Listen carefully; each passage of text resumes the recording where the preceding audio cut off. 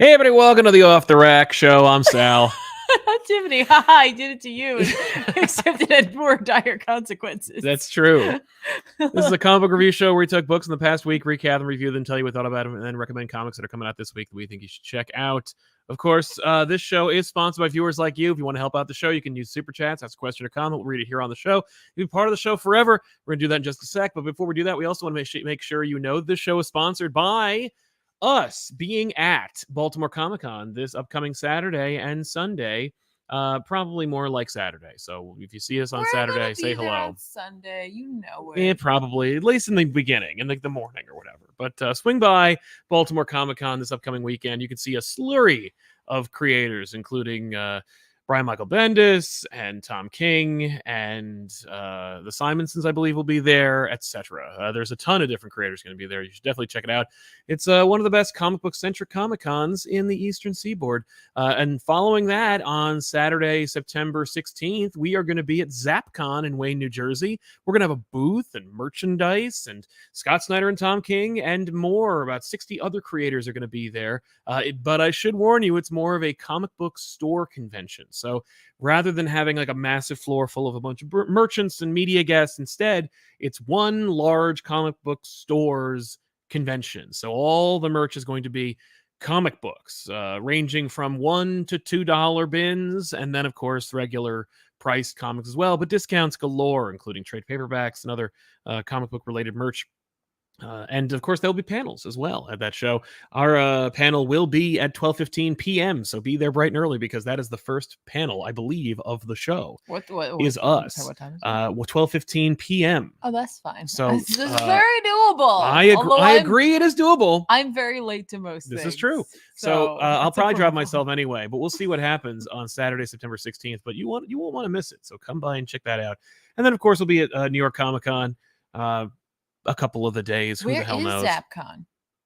Oh, ZapCon is in Wayne, New Jersey. It'll be at the Wayne PAL, or Policeman Athletic League building. If you go to zapconfam.com or just go to ZapComics social media outlets, you will see a plethora of merch, or rather of promotions that will tell you everything you need to know about ZapCon. Dope.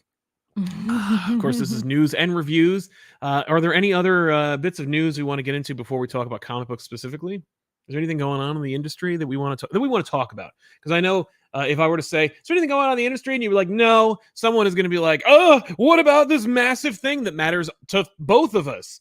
And there'll be nothing we can do about it. No. Yeah, same.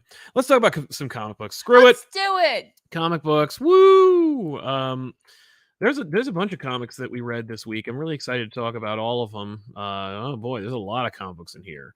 Let's kick it off with a big book that we have some pretty strong feelings about, or maybe not. I don't know. That would be Night Terrors, Night's End #1 from Joshua Williamson, Giuseppe Camuncoli, and Trevor Hairsine, and Howard Porter, and Stefano Nessi. This is the finale. Somebody asked me recently, hey, did you see the finale of Night Terrors? And I was like, yeah, I thought I saw it, but apparently no. And this is the end. This is the true ending to the series. We knew this. Yeah, that's right. Well, somebody mentioned Benny the Comic Store was like, hey, it ended, and I'm like, no, that was a previous issue. But while we get into that, Tiffany, why don't you explain what happened in Night's End for Night Terrors? Where you go? Oh, I know where he's going. I thought he was bailing on me because he was like, I didn't actually read it, but no, there's a fly in here. So this just, this wrapped this whole thing up, and we see the eventful conclusion to Insomnia. Yes. We restore order to the DC universe as a whole. We set a new sort of status quo for superheroes in a way that may or may never be addressed or followed up on by other creators. We send Boston Brand away. We put Wesley Dodd back into the toy box, or the coffin, so to speak. Yep. And we just kind of move on with our lives. Yeah. In fact, there's even a little kind of epilogue of the Trinity going, I got lots of stuff going on in my book. you know, with the exception of Batman. And I remember reading the most recent Batman issue. We'll talk about that very intently in a little bit. But you know, they were like, "Oh, Batman's waking up," and I'm like, "What?" And that's because I read that before I read Night Terrors, Night's End. So I was like, "Why is Batman so sleepy?" I guess it has something to do with Night Terrors, and it did. Yeah. So, you know, it was. This wasn't great. This was a pretty a thud, if you will, and it kind of I've not heard a lot of high praise about Night Terrors as it wound down. When it launched, a lot of people were like, "Woo, this is kind of cool." Right. I kind of I was honestly enjoying it, and I'm not saying I didn't enjoy this issue, and I would like to give it a little time and then maybe go back and take a look at this book as a whole piece, as like, here's, you know, all of the Night's End or Night Terrors. Like, why do I keep wanting to call it Night's End? This is, you know what I'm thinking of? Because I'm looking at Night's End. Well, because there's in Nightfall, it was broken down into 3 chapters, one of which was called Night's End. That's why I keep thinking of it. That's why I'm thinking of it anyway. And yet, maybe upon reading it as a whole, as opposed to issue, the main book, that is, you are so gonna short out your screen. Like, I don't know how it'll happen, but it will. It's behind you. It went that way. Anyway, the bits of, if you looked at Night's End or Night Terrors, Jesus, if you looked at Night Terrors as a equation, okay, I'm not certain that the issues that we had before this would have, in my head, added up. I wouldn't have solved the problem in this way necessarily.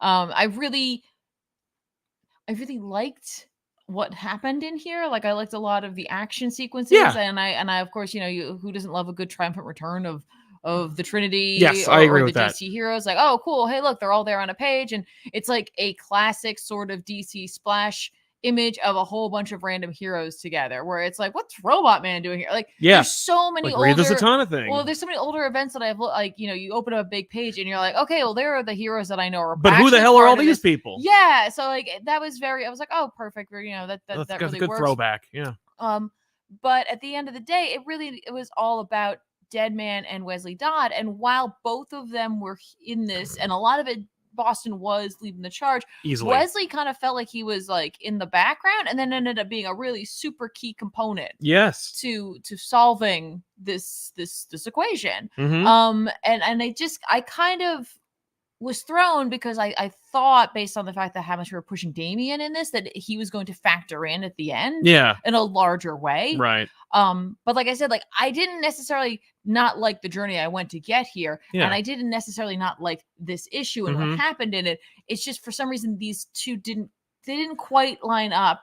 That's fair. That's a more that's a better way to describe it. Because I was underwhelmed. Let's put it that way. And like, things would occur, like Boston Brand's Triumphant Sacrifice, or Wesley Dodd's Simpsons Treehouse of Horror-esque Return to the Grave, or like the Trinity's Get Out of the Way, Here We Go, We're Back in Action, kind of like shoving, that I was like, this isn't really great. Like, this doesn't really rub me the right way. This feels kind of like weird, you know, or at the very least, it feels kind of slipshod. And there's no reason for it, because we've had so much to build, and there's a lot that works about Night Terrors from the first half that I feel like the second half, just at the end of the day, Insomnia is not a terribly interesting villain. I don't sympathize with him in any way, you know, as opposed to like many of the great villains that you'll have. You know, you kind of like get where they're coming from, and this character very much wants you to get where he's coming from. And I have no sympathy for him. Well, I think what you were lacking in here, and that doesn't mean you have to have this, but like the character who goes like, dude, no, that's on you. Exactly. Like, someone to call him out. Even like, that would a great moment for Boston to do that. Right. Or even Sandman. Like Wesley Dodds. Like, for him to have a moment like that. Like I said, like, it just, I was like, on its own, like, for the end of a different alternate version of Night Terrors, I liked this issue. Where like most of the story was Deadman and Sandman, because, you know, they can carry a book. Yes. And that is part of it. I recognize that as well. If you pitch this event that like the only way that Batman's in it is Boston Brand is utilizing his body and he's working with Sandman, I don't know how well it would have sold. I don't think it would have sold very well. It would have sold better than if you just said it was just Boston Brand and just Wesley Dodds. Yes. Saving the DC universe. So I get why you push Damian in here, other than there's I didn't a really fan feel base for him. Damian's. I just kind of gloss over when Damian appears most of the time. I get that. So you mentioned, but he felt like a bigger piece. Yes. In this, like, there aren't that many issues of the main book of this event, and he's in most of them. Yeah. Just, I don't know. That's fair. But at the end of the day, it was fine. It didn't need the multiple artists. That was another like kind of ding for me. Not that the art necessarily wasn't great, because I mean, like, Howard Porter is very much an acquired taste. Giuseppe Camicoli is very much an acquired taste. I'm more on board for one versus the other. Right. But I don't know what either of them were doing that precluded them from just doing the whole issue themselves. But it was what it was. And now it's over and we can move on. But they're already teasing Beast Wars, where they're like, okay, Titans are next. And also, did you know this is actually part of Amanda Waller's big scheme that was built out of like Dark Crisis and stuff? Right. And it's like, I did, because we've talked about it on our show All Stars, but at the end, like, I don't know how earned it felt. I'd like to know what the audience felt about that. Yeah. But I also like that it's teasing the future, and I like that it's setting things up. Somebody was like, oh, Amanda Waller isn't sympathetic, and I'm like, she never was. I don't understand why anybody would be on Amanda Waller's side. Like, right. I get that she's a sympathetic character, she's an well-rounded individual, like, she's an interesting person who's believable, but you don't want to root for her. So. No. Sometimes you do, in terms of the character who's like, I'm here to get the job done. And yes. That things have to move forward, but no one wants to take on that role. Yeah. There's something there, maybe. But no, I agree with that. The turning of, again, like, this is the thing where I'm like, people will or will not pay attention to this. The fact that, they're like, they hint at the idea that the people of the DC universe now don't trust their heroes. They don't like them. Yeah. And I was like, there's something really interesting there. Yeah. And I guess that was a little bit, it's funny. That was apparently what Insomniac's plan should have been, or actually was. Yes. But didn't seem like that's actually what it was. No. And I'm like, I can't tell if that's like brilliant or just, oops, it worked out for him anyway. Yeah. It also, though, reminded me of where the X-Men are right now, or the mutants are right now. Well, I like that, because that feels more in tune with like the Marvel universe. And like, yeah, the Marvel universe is quick to distrust their heroes, though I don't know if I've seen them rooting for them very much lately. So it's you tell me that the people of DC don't trust their heroes, sure, but I don't see any evidence to the contrary. And I don't know if we're going to see that, like you said. Yeah. But I haven't seen it in the other direction either, so sure. You tell me that they hate their heroes now, knock yourself out. Right. I feel like this event will end up being kind of discovered? No, swept away. Okay. Yeah, big time. And eventually, like, you give it some time, people will be like, hey, remember that time this really weird thing happened? Now, Insomniac could come back. Yeah. Could, whatever. Yeah. Keep cropping up. I don't know. I hope not, because I don't really care about him. But what about Dr. Hate? Moving on. Let's talk about a couple of super chats before we get to the next one. Sure. John Cotta, hope you're both well. Thanks a lot, John. Hope you are too. Gotham War, huh? Is Bruce about to lose Gotham again? Does that make him the worst protector in DC?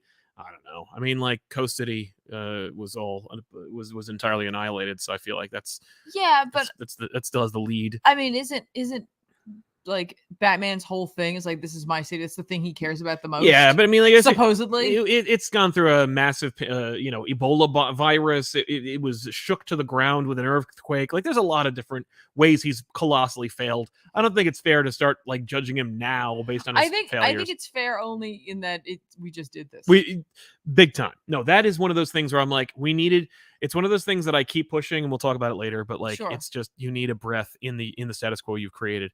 Anthony Bergamini, Ms. Marvel the New Mutant was unexpectedly amazing. I'm glad you liked it, man. We'll talk more about that in a little bit. Cool, man. Cottenham, going to do Loki Agent of Asgard eventually on back issues? No more Loki books on back issues. Kevin Kruger, Tiffany will want to read the Doomsday one shot. The fights, he fights Mushroom Manhunter and Supergirl in Hell, and they meet the first of the Fallen.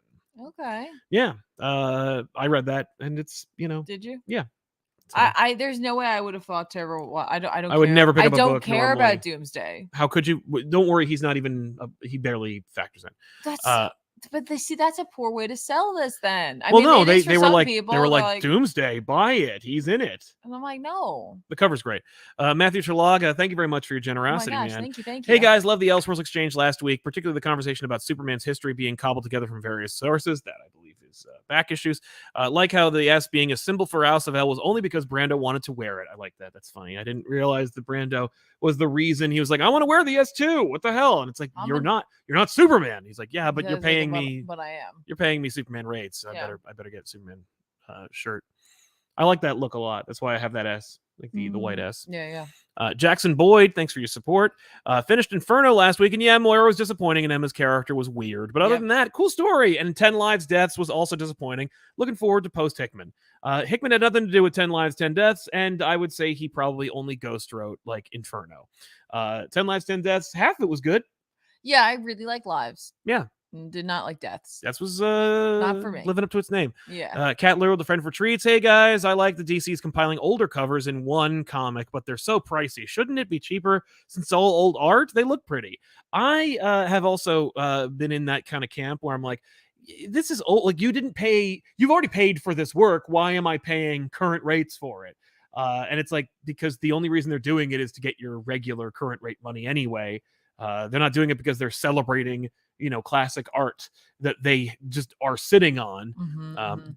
They could, and they should make posters of them, or maybe a dope calendar that has like the posters on one side and the calendar on the other, so you can rip it out and have posters. Be neat. But I'm with you on that one. What about you, Tiffany? What did you read this week? What did I read this week? Let's start strong here. I read the Ghost Rider, not that one. Oh, I know which one you mean. I read the Danny Ketch Ghost Rider. This is the last issue of this, written by Howard Mackey with art by Daniel Picciotto. And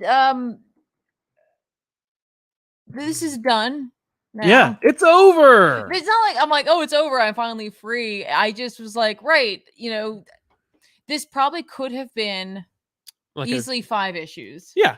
Just because I'm sure Mackie would have appreciated it. Mackie likes to, take his time. There's a lot of repetition to his dialogue. It's just an older way of writing. Yes. And there's like, it's a choice, I think. Yeah. I think it's a choice, where it's like a character says that, and a few panels later they say something very similar to what I just read. Yeah. Right. I'm like, right. Okay, good. We're definitely getting these points across, what have you. But because of that, and you might call it decompression, I think that's just, they think it's dramatic. Like, I think Howard Mackey thinks that's just dramatic. That's a way in which to like show what the character is mostly focused on, and less about trying to make extra pages. Right, padding. Yeah, like I don't think it's padding. I don't think so, just because I've seen it across the board. Yeah, with his work. Yeah, and it's a lot of colleagues of his. Michelini did it a lot too. Yeah.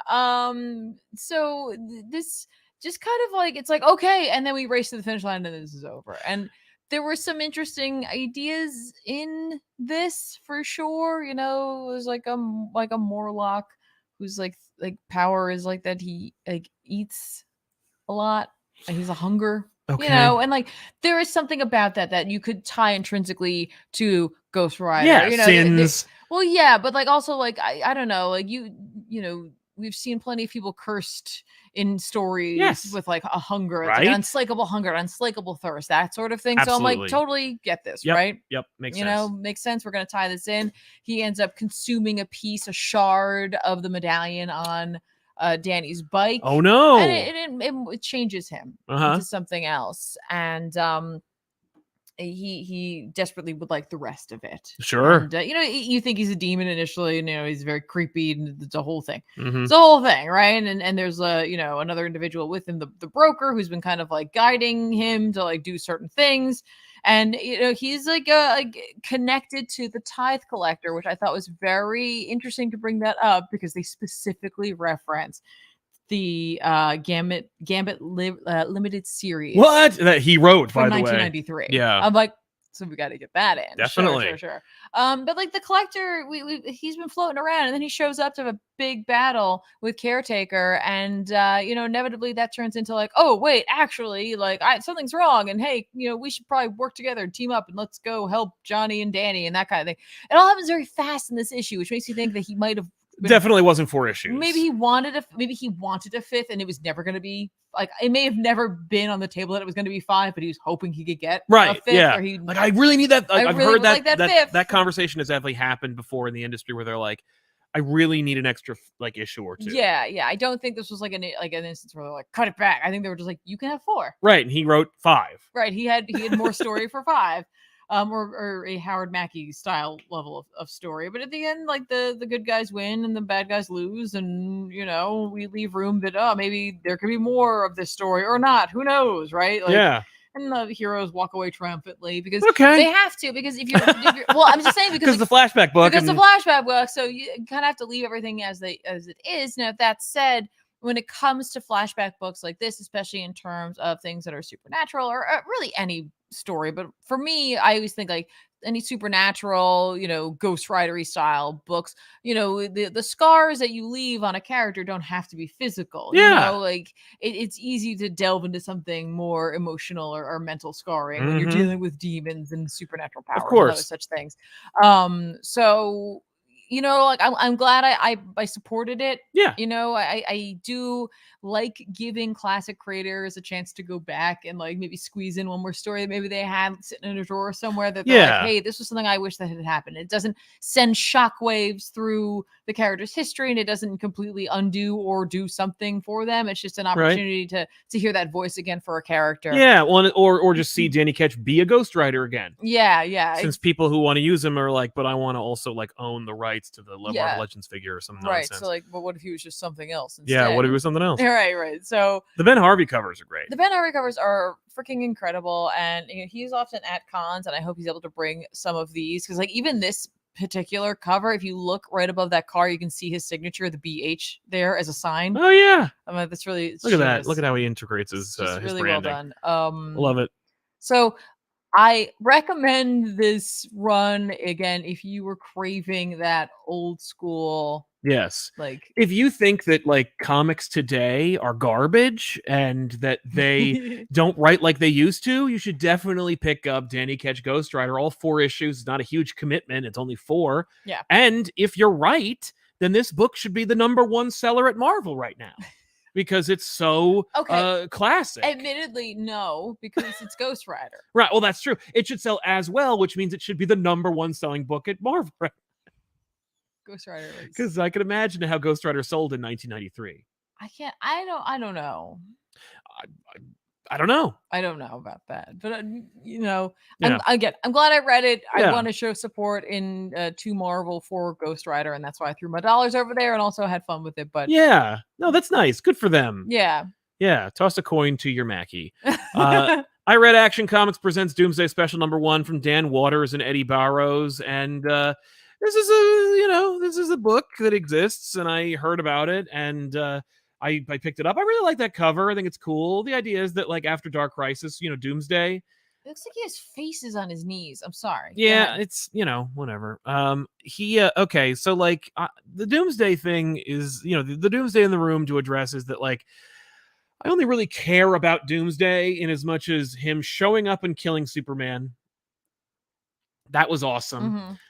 We had a great conversation, you, me, and Ethan, in our Man of Steel episode of Back Issues, which just passed just a week ago, almost.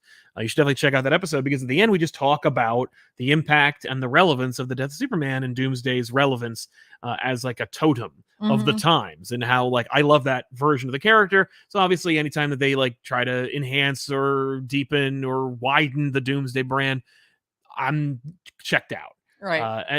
There's a great image of like that Jim Lee drew one time of like Superman, Batman, and Wonder Woman fighting an army of Doomsdays. And I'm like, that's admittedly cool and belongs on a poster and should never be a comic book. I also was very much accepting of the Doomsday Hunter Prey book that was like a sequel to the Death of Superman, where Doomsday like, pancakes Darkseid and then explains that he's like a monster from Krypton. I'm down for that. And basically what they say is like, forget everything, all the crap, the viruses and the retcons, him having sentience and all that stuff. Like throw all that in the garbage. And just, if you remember Doomsday, like vaguely, then you're good.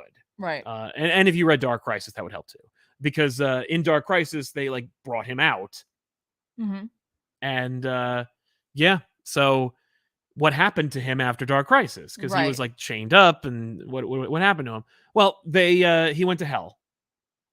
And Martian Manhunter. Wait, he went to like hell. Okay. Where like Superman and like Green Lantern go.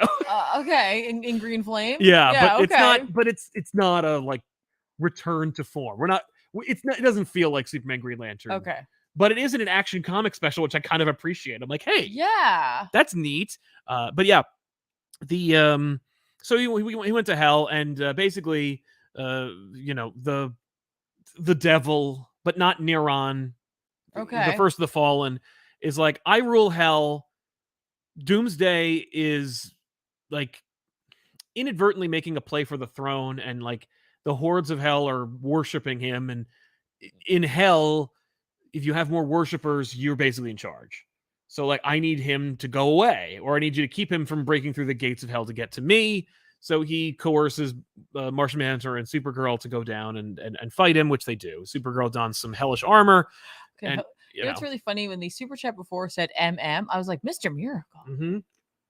What? That would have been awesome. But the reason I thought that was because they specifically called me out. And I was like, yeah, we did Supergirl. We covered Martian Manhunter or Mr. Miracle, both by Tom King. Sure, right? Makes sense. Right? No, none of those things. That's fine too. I'm down for Martian Manhunter. Right? So then he and Kara like fight Doomsday, and inevitably they lose, and then Martian Manhunter tries to like convince everyone to hope, because like if he breaks free, or if he goes topside, it's going to be Doomsday all over again, and blah, blah, blah. And inevitably a bunch of souls from hell like create a stronger barrier over the doorway or the gateway. And so Doomsday is stopped. And we have this kind of like homage at the end where like, at the end, they're like, I guess we stopped him, and they go back to Earth, and we see Doomsday like hitting the wall, and the last panel is him cracking the wall, and then like there's a little thing that's like Doomsday's coming back in this series. Like, go pick up more Action Comics. Oh, okay. And I'm like, oh, okay, so the tension is thwarted.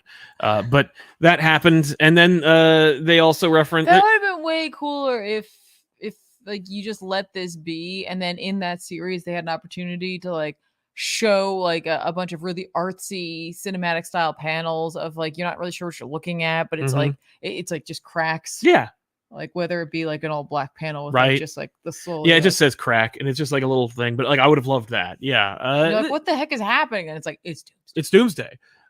Doomsday is right. See, now I would love that. Like if they wanted to pay off Hunter Prey and be like, Doomsday goes back to Apocalypse, maybe somebody like throws him there, or he wants to go there. Who cares? Right. But the people of Apocalypse, like he beat Darkseid handily. Yeah. Like he survived Omega beams. Right. But like I feel like there's just a really big difference between like letting Darkseid run a place and letting Doomsday run a place. Well, the thing is, and what's wonderful about Hunter Prey is that he is a mindless monster. So like people are like, I worship you, and he kills them. Because that's what he does. Right. And I really like that. But anyway, so there's a backup about a character from Lazarus Planet who becomes Bloodwind. And that's it. Okay. There's like, oh, Bloodwind's back, kind of, I guess, whatever. And some part of Doomsday imprinted onto such and such, and so there's Doomsday dogs, which they don't call like Dooma dogs or anything like that. They called something else. Okay. And who cares? Doomhounds, I think they call them, which is like so lame. The debut of them? What does it matter? Right, it doesn't. Are they dogs? Yeah, they're dogs that are Doomsdays.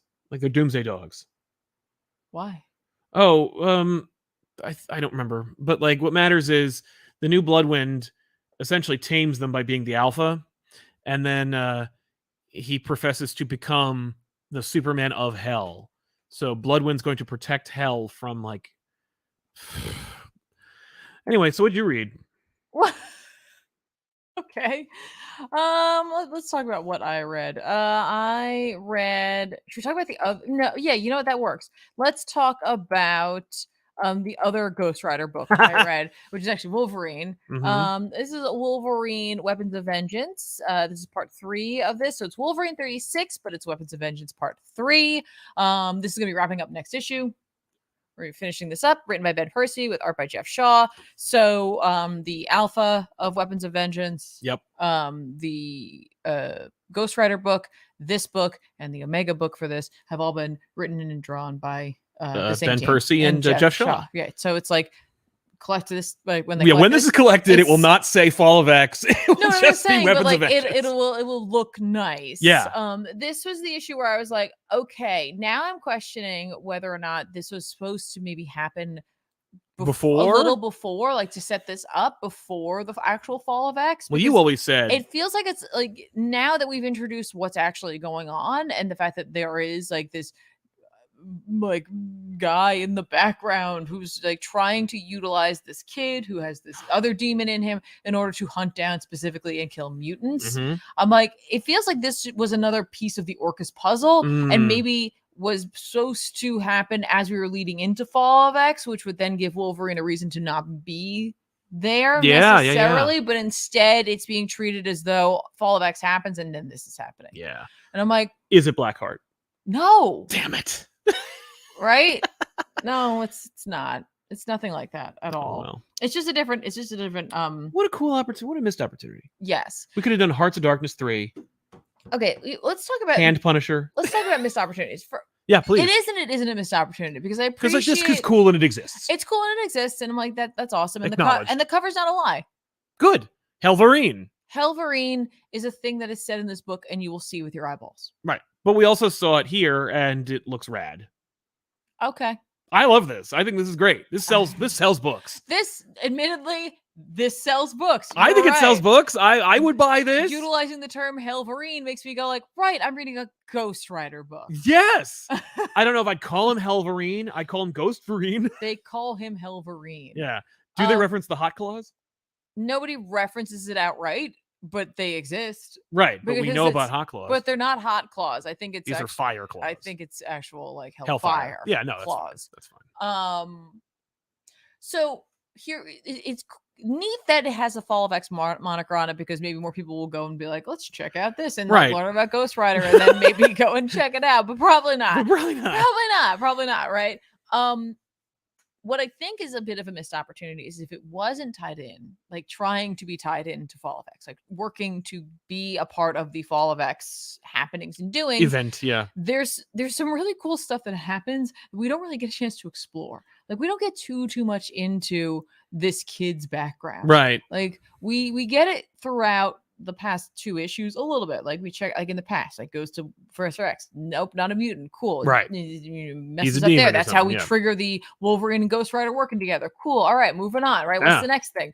We get a little more about the fact that it's like, okay, the social worker ended up like adopting him. Okay, cool. Yeah. In this issue, we get to see like how she dealt with it. And I'm like, I want more of that. Right. Because it's really messed up. But we have to get out of the way, first of all, of tying this in to Fall of X and Helverine, which is probably why I'm a little bit like, I kind of wish this wasn't in the book. Yeah. Because for me, I liked this really dark storyline about this little kid who has this spirit within him. Yeah. Right. And he's no control over it. It scares him. No one will like take care of him except the social worker. And how does she deal with this thing's need? Yeah. Right? Like the spirit of vengeance, like wants to punish people. It wants to come out. Yes. You know, the blood of the innocent is spilled, right? Has a need. Uh-huh. This thing needs to feed as well in some capacity. Right. So what does she do? She takes it to she takes the kid to like a hospice / old age home and like bribes a guy in there, and there's like a lady who is like feeds on all these people who have like a 1 foot in the grave. She just got one person, this old woman. She has Alzheimer's. The family doesn't like come. It's totally fine. And I was like, that is so messed up. Yeah, it is. So she just sends the kid in the room. She's like, it's okay, go ahead. Right. And he's like in the car. He's like, I don't want to go. Right. I don't want to go in there. And she's like, but you have to, otherwise something bad will happen. So you have to go in. Exactly. And so like she sends the kid in. The woman wakes up and like starts asking questions. Yeah, sure. And then like the kid like just erupts essentially. We don't see what happens. We just see like a pool of blood come from under the door. Oh my God. And I'm like, there's the story. Yeah. That's your story. That's the story. That's our story, and I like this story. It's scary and it's dark and it's horrifying, and like, that character style development leads you into almost an Insomniac style character, right? Like, you have this character who's turned away by heroes because he wasn't a mutant, right? Yes. And I'm like, there's something there, but we're not going to bother. We don't bother with that. No, but at least we should be bothered. If we're not going to bother with that, then we better have Ghost Rider and Wolverine riding motorcycles, killing demons. They do in fact ride motorcycles. Okay. And in this one, they ride one motorcycle together. Does Wolverine hug Ghost Rider? Yes, Great. because they got to get someplace really fast, and so it's just like Wolverine on the back of his motorcycle while like Ghost Rider's fire is blasting into his face, so his face is melting off. Yes, he's like, it's like, we're going like, it's like, New York turns into like whatever, turns into Utah, and then we're there, and like, like it's 1,000 degrees in his face. That's really stupid. That's less cool and fun than I wanted. It's like, I get it. There's like two competing styles of telling a Ghost Rider Wolverine story in here. There's like this, like, what you think of when you think of like your initial shark lawyer-esque pitch. I don't understand why like that Wolverine isn't a thing you just make. Like, but you know what I mean? Like, that's there. Like them riding a motorcycle together, Wolverine getting the spirit of vengeance or some it's not a spirit aspect of vengeance. Of that. What ends up happening is this like nefarious villain who wears like crazy robes and all that stuff. Like, his thing is he got this kid who's now like more of an adult, wants the spirit out. He's like, don't worry, you're gonna rest. And I'm like, sure. He's using all vague language. You're gonna die, or he wants you to die. They utilize the Weapon X style like program, so they got the helmets and everything. Wolverine's like, oh boy, okay, all right, that's I'm fun. upset about this. Yeah. It gets a hold of him, and what they want to do is put the spirit into Wolverine because they're like, that makes the ultimate weapon, and that's what we're gonna use. And like, so there's that. Like, we're hitting all those marks, and that's how we get Helverine, and that is one way of telling this type of story. Yes, but there's another better way. Other part, and I'm like, now this doesn't fit in with all the other story because you're focusing on that fun. It's a cool poster. It's a cool image. So it's at odds with itself. The story is a little bit at odds with itself right now. And I'm at odds with myself over it because I'm like, I've asked for this. I like the cool, silly stuff. And that is really fun. But then you gave me this other thing. And I'm like, but I want that more. I want that. Well, maybe he'll have his own book. No. That character. No, we can really explore his life. No way at all. I mean, that's awesome. We go from that to literally the two of them. To Wolverine having his face melted off by Hellfire, which is hilarious. Right. This is. I mean, the art really works for the series. Oh no, it looks great. Every element looks great. The fact that they throw him into the Weapon X thing, the fact that Wolverine freaks out about that, like he does not want to be a part of that. The fact that we get the Wolverine blasting out of there as he attempts to. Right, but instead of it being filled with adamantium or water, it's blood. Yeah, this is awesome. Okay. Right, there's something there. I'm like, if you had gotten out of your own way at the very least and pulled out the needs to be part of Fall of X. Yeah. If this had been a self, like just an original thing. It is, and I guess that makes that work. That's why they're using the Weapon X stuff. Like, it does work, and I think upon a reread for me, it'll be even stronger. It'll be even stronger. For sure, but right now I'm just trying to get my footing as to what type of story that Ben is telling us. Yes, it's gonna wrap up with soon. It's either gonna be this week. Yeah, let's find out. Or I'm not sure, but it'll be like the Wolverine, it's its own thing, so you can't just look at it. No, that will be dropping on September 6th. So 2 days from now. Yeah. Ghost Rider Wolverine Weapons of Vengeance Omega #1 will be coming out. Yeah, so they're gonna fight. Yeah, they're gonna fight. They're gonna fight. This is the cover. Oh boy, they're fighting. Look at them fight. This cover's fine. You mean for like a final cover for this? I'd go for broke. I mean, I don't know how many. I don't know how many people are gonna be greenlighting these kind of books in the future. It's like I get you. Get out of at least not people who remember that there was one before this. Anyway, jumping into the super chats really quick. Josh Rowland, longtime fan, first time super chat. Well, thank you very much for your support, Josh. Thank you so much. Just got back from Dragon Con and found a big compendium of Saga in Artist Alley. Any idea how to translate blue? I think you'd have to actually. I'm sure someone has actually already done it, so I might look for a cipher there to see if someone has cracked that cipher. But I think you just have to crack it any way that you would crack a ciphered language. Right. It's the problem is, of course, you're dealing with potential made up words as well. So it's gonna like make it more difficult to identify where letters are. But I would just look up whether or not anyone else has done it yet. Yeah. For the most part, I read it with like a feeling because like you can typically I can get through it that way. Ray Farr, ComicPop, woo to you too, Ray. I hope you are having a happy Labor Day. Thank you very much. Happy Labor Day to all of you as well. How are the cats? They're fine. Yeah, they're doing all right. By the way, Cinemark's site has the Blue Beetle popcorn bug on sale for $35. Okay, I'll have to look into it. I'm like 35. Go down a little further. I don't know. Oh no, eek! It's 25, not 35. Give Wash Pets. We will. Yeah. And maybe I'll pick it up now. That just changed everything. Thank you. Thank you very much, Ray. Cat Lord of the Fun for Treats. Just saw DC reprinted Doom Gotham. Getting it. I'm guessing that's the Doom that came to Gotham. You did the thing, which is actually really right. This is how you do it. If you have a long title that you don't want to bother to write the whole title for, you put 3 ellipses, or you put an ellipses between the first and the last words of a title, and that shorts it or truncates the title. RK Superboy's penultimate issue is out. Loved it, but scared that since the app releases the comic at the same time, DC will only see weak sales from him. I think that's true. I honestly forgot to read this one, and I did enjoy this series, and I think I recommended it last week. I also love the homage cover of The Death of Superman. That's such a great idea. This is the cover, by the way. Not to talk about it too much because I haven't read it, but I do trust the creative team behind it because I have enjoyed the last at least 4 issues, so definitely worth checking out. But I will definitely check out the rest of it in a little bit. Dara Kelly Barry, apologies for that because it says, "Hey, love from Ireland. Have you read Riddler Year One?" No, I've never read Riddler Year One. Inevitably, it'll be in trade or hardcover, and I'll pick it up then. But thank you, and thank you very much from your, from the World Isle. We appreciate it. You're like, what is it called? Oh yeah. What's its nickname? The nickname? Casey Prime. Hey, ComicPop crew, could you help a debate between me and my friends when it comes to a Superman? Who do you think is the best writer? Morrison, Moore, Byrne, or Wade? Thanks, guys, and have a great show. I say Wade. I do appreciate Moore. Alan Moore. I don't know. Oh yeah, that's right. No, I'm like, wait a minute, you do it's like Alan Moore wrote. Yeah, that's right. The last one. But I like it. I don't love it as much as I prefer Birthright to Whatever Happened to the Man of Tomorrow. I prefer Birthright to Man of Steel. And I think that Morrison's All-Star Superman is wonderful, but I prefer Wade. It's hard for me because I think Morrison's All-Star Superman was my first Superman comic. Makes sense. Oh, there is a tether to that being one of the first times I'd ever read a Superman comic. Yeah. So I think I might go Morrison. That's okay. Just to you could do worse.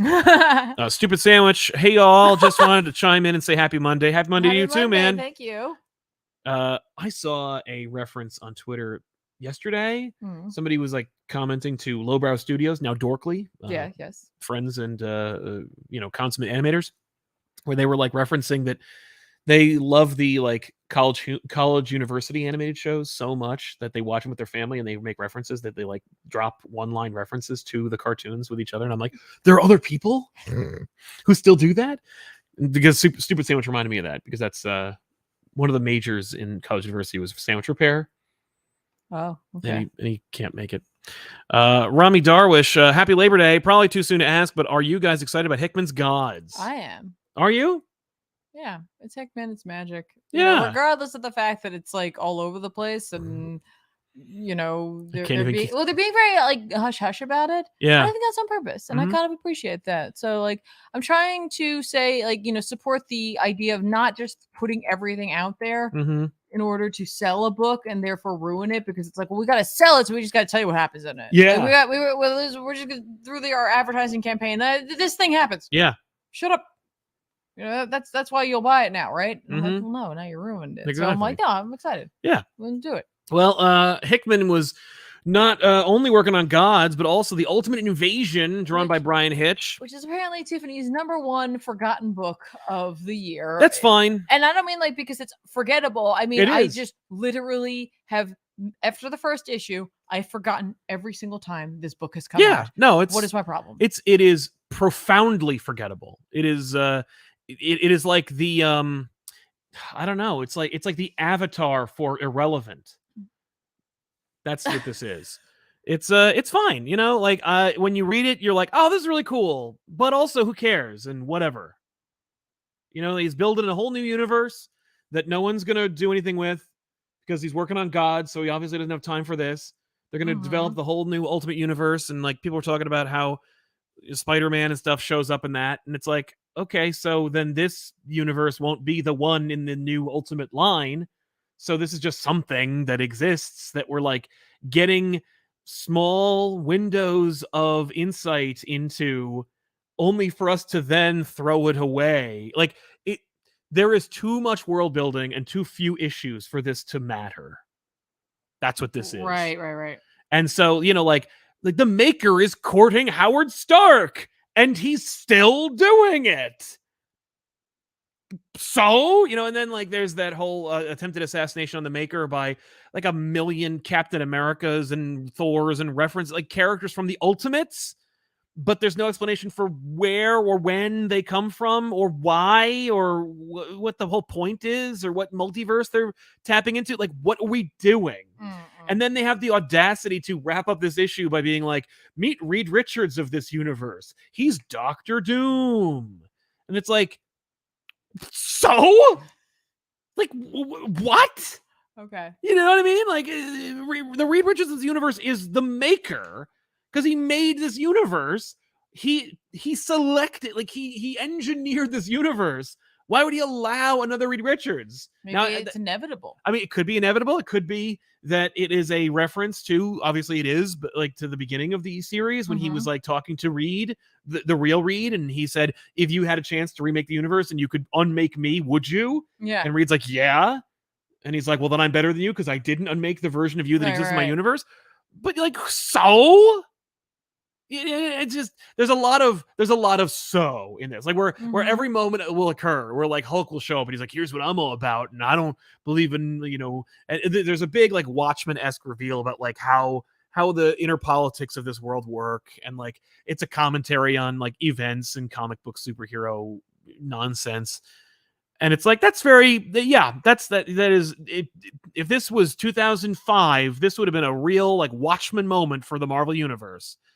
But it's just not, because who cares? You know, and like Hitch's art is fine. You know, it's Hitch and it's Hitch in the 2020s. So, you know, okay. But it's utter, like, if you forgot to read this, no one would blame you. So, you know, but like there are ideas that are presented that are cogent and clear and not even, I hesitate to say fascinating, but they're at least, you know, it's just abutting entertaining. Okay. It's not. It's almost there. You know? Right. It's just this feels like something that like Hickman really, really wanted to do and no one else wanted to do. And he's like, and they're like, but you're Hickman, so here. You know, you can do, but they are building an Ultimate Universe out of this. Like, this is supposed to build a hype for the Ultimate Universe. And I don't know how it's selling, but I did look at like some sales numbers from like IZV2 yesterday.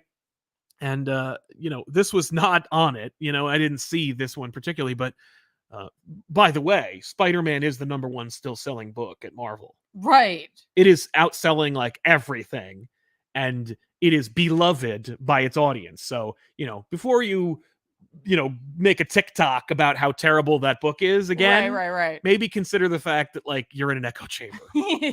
But yeah, Ultimate Invasion, meh. Right. What else is going on? So let's talk about all right, here, just like do a quick little like whoop to the side. Yeah. A little indie book I read Oh, this week. Great. Sorry, I got text. It's all fine. Okay. So I read, what was it called? It's the Hunger and the Dusk. Oh, yeah. Yeah. I remember you talking about this. Hunger and the Dusk #2, written by G. Willow Wilson with art by Chris Wildgoose. Yep. I was like, I read this. You know, like Yeah. IDW, like I think sent a copy of it over the first one, so I bought the second issue. And I gotta tell you, the art looks awesome, Okay. and the story's great. I really like this story. It's like it's a crazy fantasy world, and sometimes I just want to jump into that style. Oh, sorry. No, Sometimes you're I just fine. want to jump into that style of world, Totally. right? It's so rare It nowadays. is kind of rare. And honestly, look at this cover. It gives me like, early Dan Mora Klaus vibes. I think it's the wolf, the Mhm. snow, the red coloration in there. You know what I mean? Like, so like I was already set up to enjoy this. Yeah. But overall I like this story of like, these like, kind of World of Warcraftian world where it's like there's like humans and orcs and they were at war, but then this other bigger bad showed up and they were like, okay, maybe we should like work together That sounds because like exactly like the Wrath of the Lich King. sort of, except they didn't really like they kind of came together, but they kind of didn't. Well, because they, still have factions. Yeah, It was a video game. and this they utilize, like one like this orc woman who's going to go hang out with these humans and get to know them, and he's like, I'm sure you're not used to this, and it's interesting. She's well read, and she is a writer. Yeah. And the dude she's paired up with, he's like, I don't know how to read. He's like, because of my history, and so Why we get would this I? Yeah. tragic backstory. It really works for me. Is it a little tropey? Maybe, whatever. But there's something kind of comforting about it, and the art's really lovely. Like, Cool. the art's are really, really pretty. It really matches the tone of the story. It definitely has that fantasy vibe to it. And the part of me wishes this was actually a graphic novel. Instead of coming out monthly. But I look forward to seeing what treatment IDW is able to give to this book, especially since it's a fantasy book. I'm sure it'll look good in a little trade paperback, but I would love to see something kind of fun with it. Yeah, like a nice hardcover. Yeah, storybook hardcover. That'd be cool. Yeah. Why not? Real quick, let's jump into some super chats because here we go. Sorry, folks. I'm catching up. Alan Albrecht. Hi, Sal and Tiff. My local comic shop had an anniversary sale, and I picked up both hardcovers of Nocturnals and Art Brute. What's your favorite Dan Barretton book? Any chance of either of those on back issues? I would say, since I've not heard of them, the chances are 0 to 0. I've heard of Art Brute. I've heard of that's it. That's as much as I've heard of it. I think I've seen it on the shelf. It just didn't. I'm not gonna lie. Sometimes I am just I'm a cover gal, right? And I did the covers for this. I look at them and I'm like, that's really cool. Yeah. But it doesn't like speak to me. Exactly. That doesn't mean is that the wrong way to shop sometimes? Yeah. Yeah. 100%. Yeah, but like, not necessarily the best way to shop, but sometimes that's how I shop. And so unfortunately I have not had a chance to dive into any of that. Yeah. But like I said, I found the covers for Art Brute to be very clever. That's true. Quite clever. Stupid Sandwich. Nefarious villain in robes, so Beast isn't just cloning Wolverine, he's also making his own Snoke. Yeah. Let's hope not. That's a good reference. Dante Cook went to DragonCon 2023, and it was so cool seeing cosplayers take over downtown Atlanta. I even got to talk with Teenie Howard and ask if she would write on an Angela book. The answer is yes, if Marvel would let her. So awesome. I love that. That's a great idea. I love that too. Good sleuthing, Dante. Yeah. Now that's an exclusive. Teenie Howard wants to write an Angela book for Marvel. Get it out there, folks. Yeah. Because I would like to read one. Oh, me too. I think Stephanie Hans did the covers for one of those Angela books at Marvel. I think she did some of the interiors. Yeah. So that'd be a good pull. All right. Lenny Laserdiscs. Happy Labor Day, Comic Pop. Woo. Well, we'll do you too, Lenny Laserdiscs. Thank you very much. Shade. Hey guys, how's it going? It's going well, Shade. How about you? I'm obsessed with the Venom and Carnage stuff Marvel's doing, but I know it's not for everyone. I'm just happy they're using these characters I love for new ideas again. I agree. I think that there are very few bad characters out there. I think that with Venom and Carnage, like there's plenty of opportunity there. I mean, like Death of Venomverse, as I understand it, is well received right now, and Venom has had an ongoing series for longer than ever, and we have a great pitch for Carnage that's going to be in this week's episode of Back Issues. You should definitely check out, by the way. But Carnage is also like a viable franchise now, which is incredible. Super Sandwich, their new Ultimate Universe reminds me of Marvel's Micronauts. It's just so lacking of a bigger picture that I won't make any compelling impact to Marvel in the long run. It's a fascinating and wonderful reference, and it's not wrong either. Like the Micronauts is one of those things that like Marvel, for whatever reason, really believed in it, because like every time we're in dollar or 50-cent bins, there's a slew of Micronauts books, and Right. You know? Right. Mm-hmm. But yeah, so talking about other books that came out this week, let's talk about that Ms. Marvel, the New Mutant #1 from Let's do Sabir it. Pizzada and Iman Vellani, Right. with art by Carlos Gomez. Right. Part of Fall of X. Yep. And it makes sense. Yes. You know, like it's really like there is it's so funny. This is 100% steeped in it.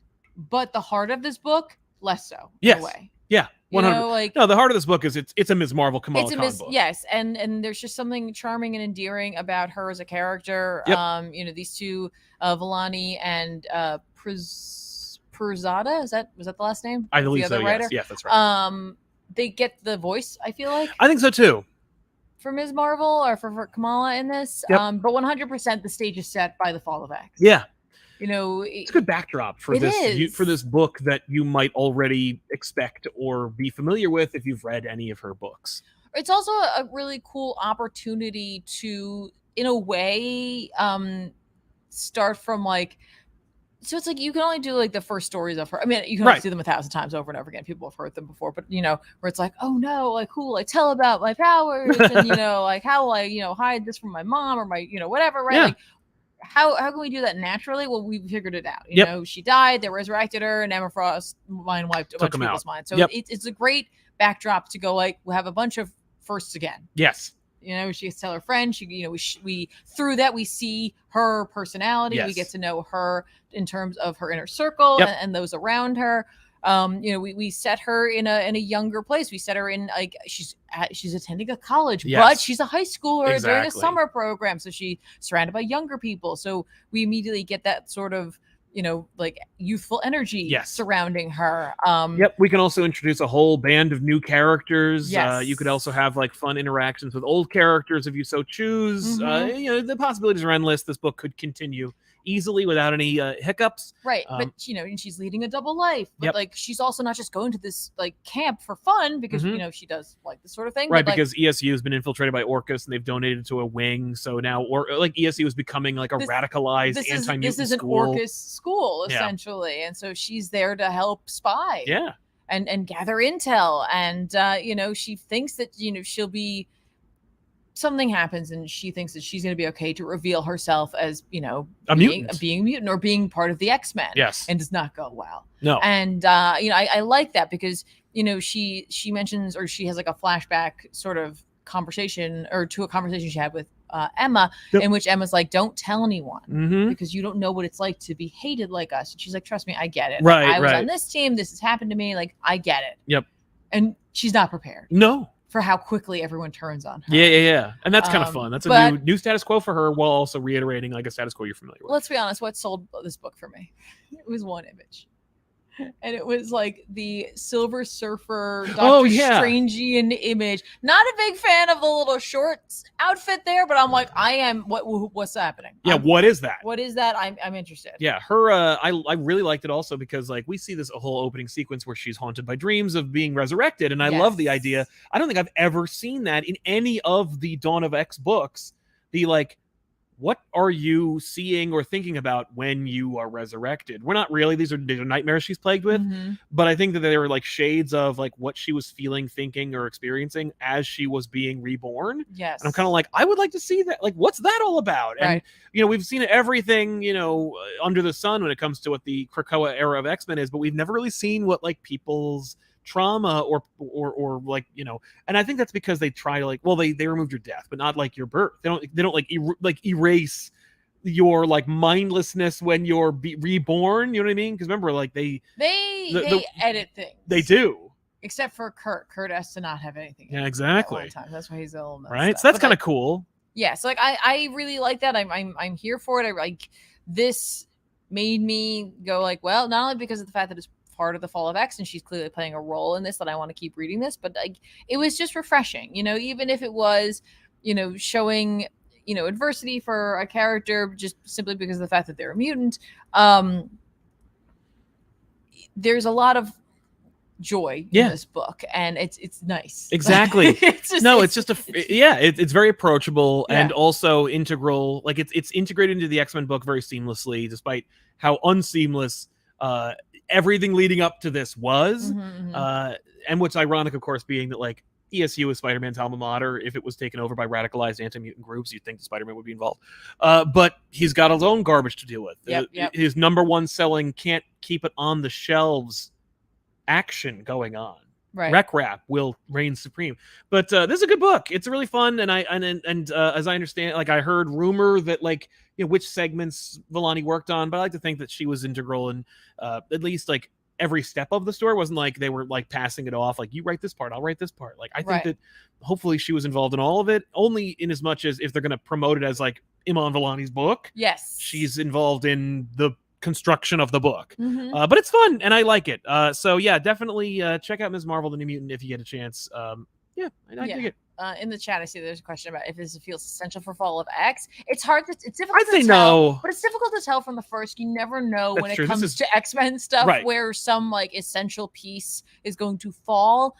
Right now, it doesn't. It feels like it's more world building and just maybe establishing where some of these characters are. Yeah. Because a lot of the books have kind of been like, like, oh, you see a group of people, and then the other books answer why they're there and what they're up to. So for right now, no, but that doesn't mean that, as we discover what role she'll play, that might change. No, this is also, it's especially important because she has a connection to Rasputin 4. Yeah. Since Rasputin 4 like treats her a little bit like a celebrity, and obviously with Kamala Khan's background of fandom, she's got a nice connection there, so that might come into play. We'll see. Exactly. CJ Hall says, "What up, Sal and Tiff? You guys rock. CPop woo." Thanks, CJ. Thanks so Appreciate much. It. And Meta Knight, Sal, have you read any of the IDW Transformer stuff? Would love to hear your opinions on that version of Megatron. Tiff, what's your least favorite X-Men trope or troop groups? Troop. Troop. Like a team. Okay. My least favorite team. I've read only in like bits and pieces. I've read like probably 4 or like 3 issues of the IDW Transformer series in total. So I can't speak to it, but I do know what happens with Megatron. I think that's really cool, but like it's just not enough for me. Recently, I gotta tell you, and it wasn't. I think it was just I just didn't connect with them. But I really didn't love X Factor. Right. There's nothing wrong with them, and there was a lot of really great characters on that team. I just feel like they didn't get enough room to do what they needed to do, and I think having X Factor and X Force going on simultaneously, it was a bit much. I think X Force came out obviously with a stronger title, just in general, not because pretty much every X title that's come out has been a title that already existed. Yep. But X Force got, I think, the better name recognition. Right. And I just, it just wasn't for me. Yeah, that's all right. Moving on. Is there anything else? Yeah. Okay. No, there is. There's one more. I read Moon Knight Annual this week. That was by Jed McKay. Good. With art by someone different this time. Kreese Lee. Yes. It's an annual, and it ties into Contest of Chaos. So if you were hoping your annual was going to just be a Moon Knight book, a Moon Knight book, Moon Knight is in this 100%, but it's one of those things where it's like sort of like, we're taking over annuals. Yeah. To do this thing. Okay. You know what? I've been asking for this, so why not? Like, if you're gonna make an event nobody asked for, stick it in annuals. Okay. Fair. So so this book. What is the Contest of Chaos? It's an Agatha Harkness thing. Yeah, she's hot now. Hot Agatha shows up. She's got 4 different titles for her TV show. Got a lot going on. And you take a couple of heroes, they're gonna fight each other, and it then turns into a little bit of a what if, and then we move on from there, and like she collects someone as like part of this team. I don't actually really know all that much about it. I just was reading. That's fair. They've done nothing to promote it. I just wanted to read the Moon Knight Annual, and they're like, McKay's doing what he can for this. This is not his event. He's just writing this book, clearly. There are some fun things in this book, and then there's just a lot of this book that I was like, I can't wait to be done reading this book. Fair. A lot of that has to do with the way in which they decided to handle Agatha, where most of the time she's talking to us, almost as though she was added in later. I don't think she was. I think this was a choice that they made, and like that really, I was like, okay, I'm not interested in that. I really didn't like. She's there to let us know who these what if characters are. I don't care. I swear that's what she's there for. That makes sense. It is, admittedly, it is fun to see different what if variants of 2 characters from the Marvel universe fighting each other. Neat stuff. We get a little background on them. Okay. Cool, awesome. Print them on trading cards. Don't make it into a comic book. And like at the end, Moon Knight gets to be Moon Knight, like current Moon Knight, where he's just like, cool, all right. That was weird. I bet I never reference this again. Yeah. So it's listen, it's Moon Knight fighting. I want to make sure I try my best because I looked this up. Yeah. I tried so hard to make sure I'm going to pronounce this right, and I know I'm not going to. Taiguchi. Yeah. Taiguchi or something to that effect. He is a Korean superhero. He's super strong. He has real superpowers. And then there's Moon Knight. Yeah. So and Agatha makes sure to point that out. And she is like, oh, it's all cool. Here we go. We're just gonna, these crystals. Yeah. And initially they show up, they're like, hi, hey, what's up? And then the call of the crystals like drives them to want to touch them, and so they fight each other for them. I'll let the call of the crystals decide. It's the heart of the cards. So they're gonna fight each other over who's going to touch the crystal and become the chaos champion for this bout, right? But we see these cool Moon Knights and things like Captain Crescent, like in a world in which the U.S. is ruled by Khonshu instead of Captain America, it's Captain Crescent, right? And, all right.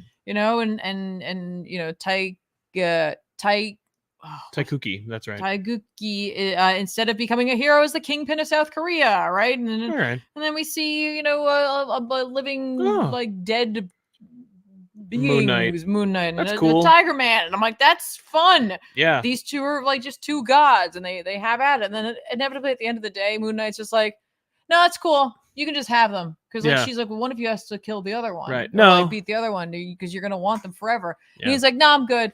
He's like, I know what power gets me. I beat up the Avengers, and I have the power of the Phoenix, and I left that all behind, so I can leave this too. Bye. Good. And I was like, oh, okay. Oh, okay, cool. Yeah. All right. Cool. So then he gets the power, and then that's it. Like, it's literally like if you're here for contest of chaos, champions, good Lord in whatever heaven. it is, then this is for you. And there is a backup written by Stephanie Phillips, and we see the team that they've pulled together so far. And I was like, okay. There are 4 of these already that we missed. No, I don't know if the Spider-Gwen one has come out. No. I'm just counting these. Oh, well, yeah. Ugh. Yeah. Scarlet Witch, Spider-Man, Invincible Iron Man, Fantastic Four, and now Moon Knight. They were getting Spider-Gwen, Venom, X-Men, and the Avengers. 9 of these. Right. I just read this because I wanted to read an annual from Moon Knight. Because you like the Moon Knight book. Just oops. This was, for me, not the strongest showing of what Jed MacKay could do. And so whenever I pitched this last week, where I'm just like, annuals are a good place to find out if you're going to like a character. This may not have been the strongest showing unless you like those last few pages where Moon Knight's basically like, I don't need this. Yeah. That's what you're going to get. That part. Yeah. Don't worry about the other stuff. It is what it is. And Jed's book is part of this, and he's seems to be a team player, so that's nice. Went for it. But I gotta tell you that Agatha Harkness just looking at us in the panels like, oh, now this is. I'm like, first of all, you're not Mephisto, and you're not Deadpool. Knock it off.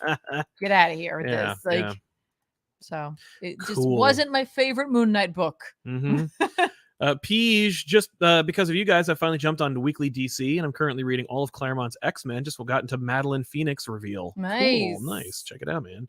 KB, thanks, ComicPop, for the entertainment last week. When I was in the hospital, y'all made a bad week a little better. Favorite feel-good comics. Thank you, KB. Appreciate it. And hopefully you are all better. Yeah. Good luck to you, man. Me, I've said this before. We've talked about this before, but I like Kingdom Come. I think that's a really positive book at the end of the day. It's, you have to go to dark places, but it inevitably gets to a positive place. Yeah.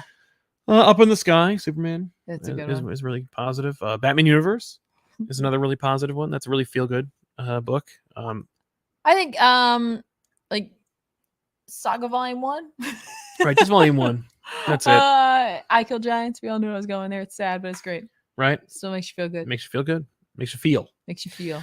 And finally, Batman Catwoman, The Gotham War, Battle Lines, #1, written by Chip Zdarsky and Teenie Howard, with art by Mike Hawthorne. This is the opening salvo of the Gotham War.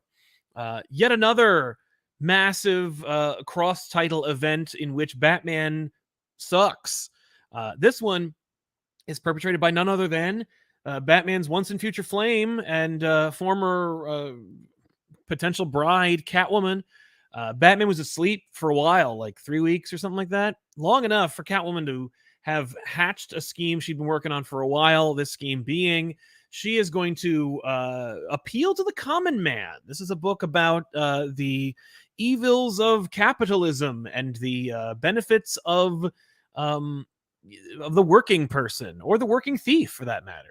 Catwoman essentially reaches out to the underlings of Gotham's criminal element. Okay. All the would-be Riddler henchmen and Two-Face goons and so forth.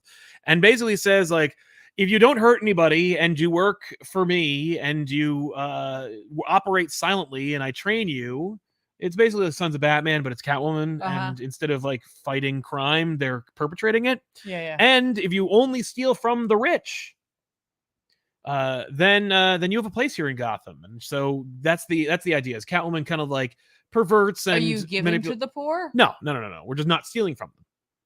And I'm sure there's a line somewhere where they talk about like being beneficial in some way, but it's really the whole thing is about how Catwoman is like, we're going to change the criminal element in Gotham, and we're going to do it by like empowering the downtrodden criminal element of Gotham. Question. Inevitably, won't they become the rich? Yes, and then they can leave, I guess, or whatever. Let's start small, okay? And there's a number of characters that like were clearly invented for this, or who are part of the Catwoman book I'm not reading, who are like Catwoman's inner circle. So if you're a Batman character, like if you're a Batman reader and you're like, man, okay, they have to donate 15%. There you go, 15%. Thank you. That ought to save them from becoming. Yeah, that ought to rich. fix it. Yeah, that ought to save Gotham's poor and also help them become. They're still going to be incredibly well. Like if you're like cleaning out all these wealthy people, inevitably you are the wealthy, right? Well, so then who will steal from you? Well, probably whoever we train next. You're going to be cool with that? No. So so Catwoman like invites the entire Bat family to like a club where she pitches this whole thing, and Jason Todd obviously like laughs in everybody's faces. And like, he's there? Yeah, they're all in there. Yeah, no, Jason's basically a member of the Bat family. He's been a member of the I'm sorry. I didn't hear you say Red Hood, family. Yeah. Sorry. I thought you were talking about she went to go talk to the criminal. Oh, that'd be cool. He was there, and I'm like, why would he be there? Right? No, she invites the entire Bat family, like Stephanie Brown and Batman and Dick Grayson and blah, blah, blah. And everybody's there. And she's like, here's the plan. And Batman hasn't slept, or Batman has like been out of it for 3 weeks. And he's obviously, Zdarsky's building up this whole Zerina war thing that he's working on, which like I couldn't care less about.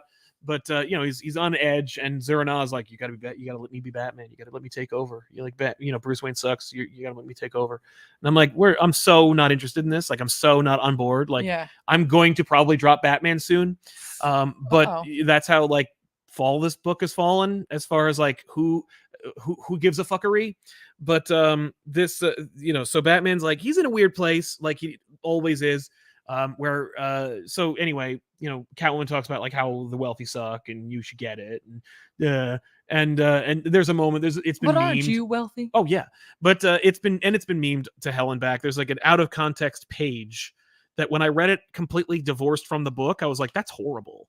And then when I read the whole issue, I was like, it feeds off itself. Like the whole issue reads well enough, and it doesn't read as memey and like kind of sad than it does, like as it does when it's just read as one page on Reddit. But like, but the sequence everybody's talking about is like the sequence where she basically is like, well, the rich have it coming, and Batman's like, my parents were rich. And he like screams at her face about his parents, like he's crying, and it's he's like pooping his pants, and she's like, oh, you don't know anything. You're rich and white and a man. You're so stupid. Like that's the context. Where is this coming from? Right, it completely out of the blue. Like this whole thing is just maybe it's coming from the Catwoman book, but again, I'm not reading that book, not for any particular reason. I just I don't read.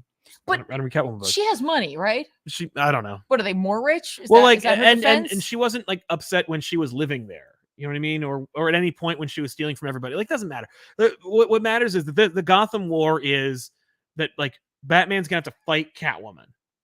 Oh my god, and their battle lines drawn, and the Bat family might get split. It's Civil War Batman. Right, but she doesn't necessarily. Okay, so like Okay. You Oh, know what? and so she invites the whole Bat family over to basically be like, so I have this great idea, and this is the idea, and it's such a good idea that like I want you all to get out of the way and just let me do this. Right, but like I'm sure she thinks she's doing like a solid for the city, She right? does, Like yeah. the poor, like the middle class person won't be as, injured by this because there's not going to be muggings Yep, anymore. You're yep, just targeting these that's people. right. But do you think for a hot second that as the wealthy are starting to lose their wealth, they aren't going to put a lean and a squeeze on those people you think you're helping? Right. Well, then I'll kill them And or I mean, something. like, Who cares? listen, that like it just means that they're not good people for sure. Yeah. But you're not helping the situation the way you think you are. No, well, that's because like it is a thought exercise. Like this whole execution is effectively like we're high in my dorm talking about this idea as opposed to like seeing it executed by like rational people. But then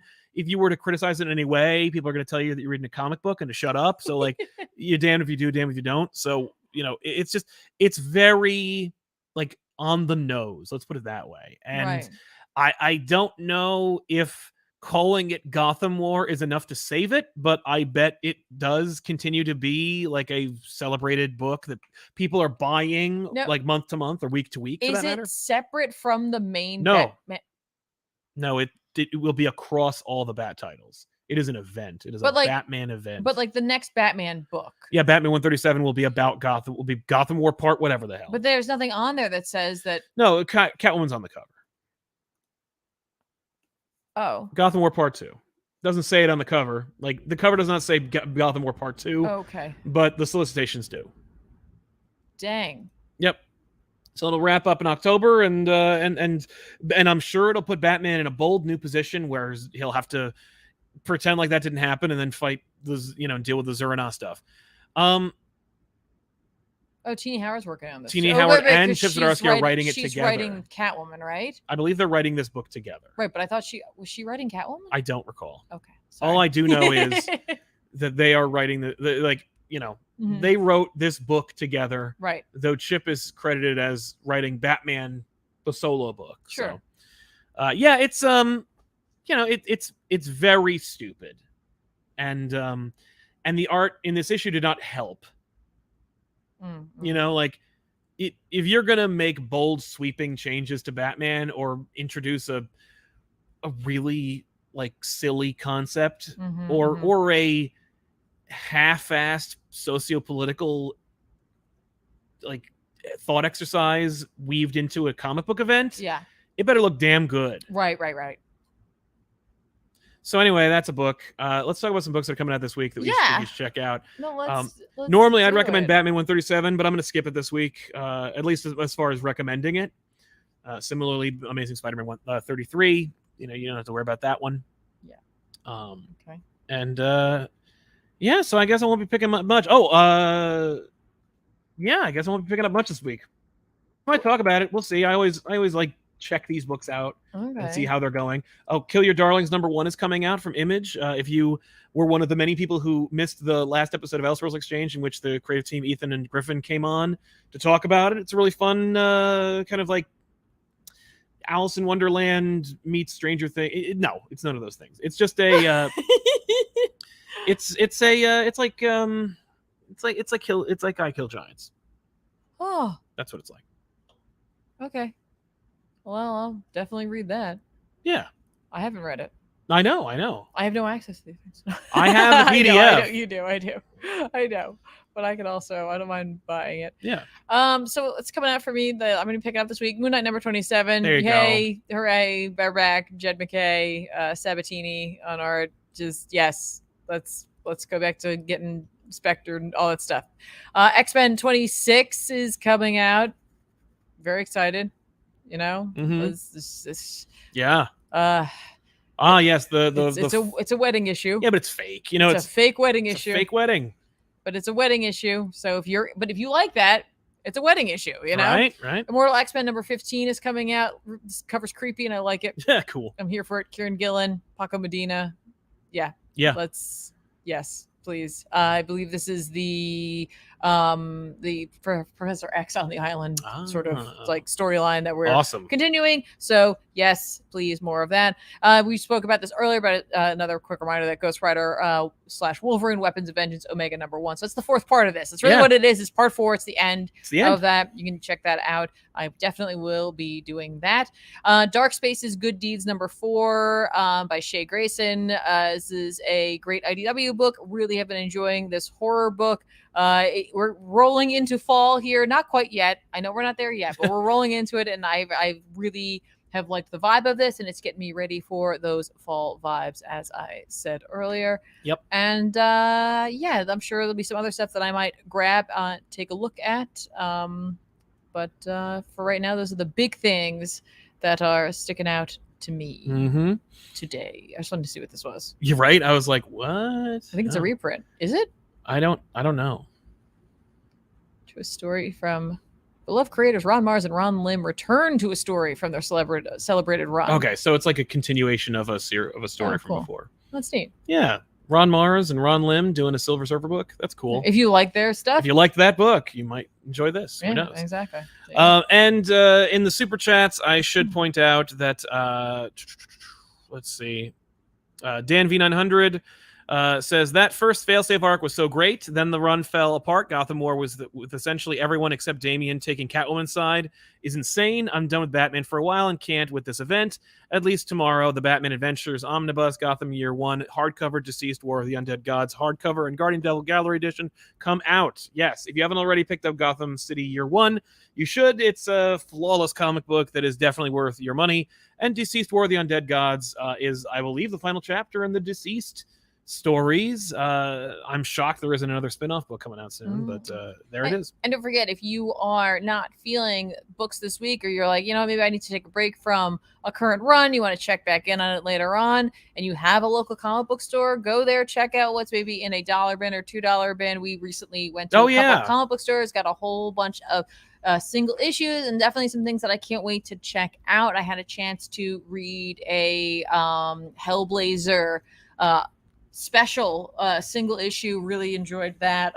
But I mean, I was in the middle of reading this Swamp Thing Roots book too, but like when there aren't books that you're in love with at the moment, like it's a great opportunity. I'm gonna put that on the side so we can get that signed. It's a great opportunity to go back and maybe grab some things that you haven't had a chance to catch up on, or you might be interested in, because it's just you have a little more free time. And hopefully they'll be able to save a bit of money. Yeah. I mean, like we got some of these books are pretty beat up, but some of them are specifically going to be for GBUs and stuff like that. You never know what you're going to find. No, it's true. We found $1 bins, $2 bins, and 50-cent bins. And we got a lot of like really cool stuff. I found an entire issue of Decorum in there, which I was like super excited by. I was like, what? $1? Yes. Like, yes. If you haven't had a chance to read this series, it got, it wrapped up, but it should have gone on. This is a great one. Yep. So good. Look at this. You could read this. You could read this Midnight Suns. Yeah. Spider-Man special appearance issue. You know, because why not? You got time now. Because maybe you don't want to read Batman. Right. Maybe you want to catch up on some Ghost Rider Blaze.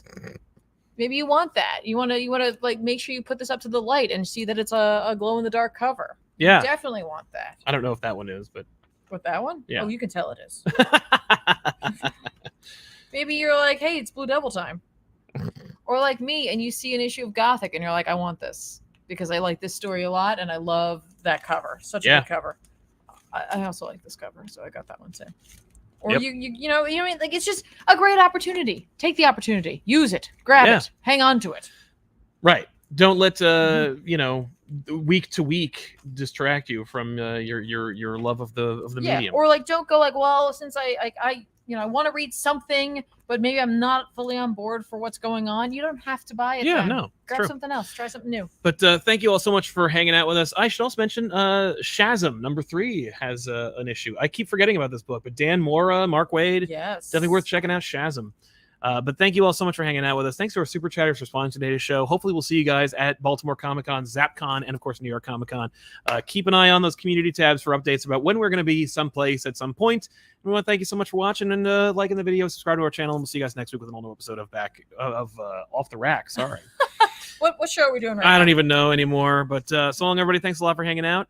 We'll see you next week. Bye, everybody. Bye. Stay tuned for Chris.